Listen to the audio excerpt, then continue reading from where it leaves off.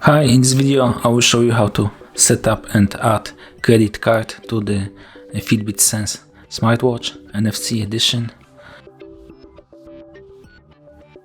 Open Fitbit app and then tap on the top right corner.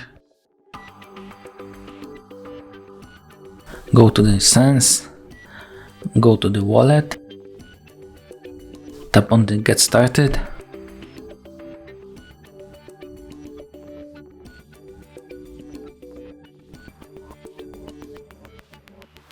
And there you can add your credit card number. Thank you for watching. If you like this video, subscribe to our channel and give us a like.